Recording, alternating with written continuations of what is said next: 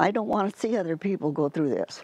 I want them to be aware of people out there that take advantage.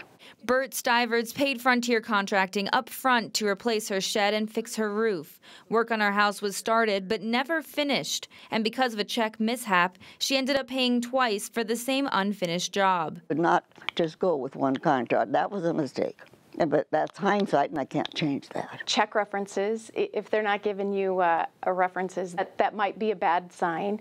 And if it sounds too good to be true, it possibly is. Mike Donahue also hired Frontier to work on his deck and outside lights. In the beginning, he was punctual. He responded to calls, texts, emails, that kind of stuff. He showed up when he said he was going to show up. And then it all stopped. It's a problem and a company Chris Coleman of the Better Business Bureau is very familiar with. They came on our radar screen a while back, and for a year or more, they've had an F rating through the Better Business Bureau. And we always are happy to help people. We'd rather help them before they get in a bind. 9 complaints have been filed with the BBB against Frontier Contracting. According to court records, the company has also been on the losing end of several lawsuits. Coleman says there are ways to protect yourself when dealing with a contractor. At my house, we did some projects, and every contractor that came eventually agreed to me holding half of the funds until I was satisfied the project was done. But they do their best to talk people into paying up front or paying half up front. The way I structured it was half I was going to wait, and the other half I would give them in increments as the project got done. Coleman says taking a contractor to court is an option, but that costs money too, and there are no guarantees you'll get your money back. If it's one issue and a consumer is dissatisfied, the consumer usually ends up spending their own money and their own time to go to small claims court. Spend the money, go to trial.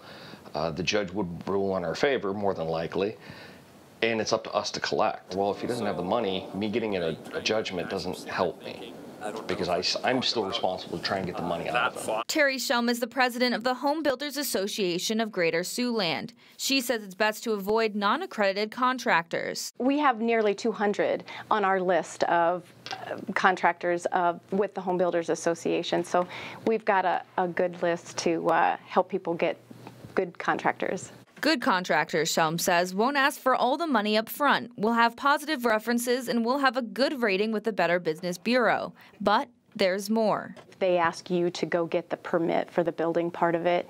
Sometimes that's a red flag. If they're a good contractor, they'll typically do that themselves. What's the plan for long-term warranty and service?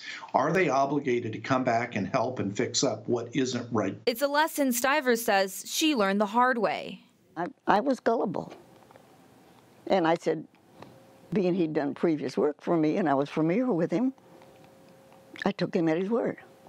Reporting in Sioux City, Jessica Watson, KCAU 9 News.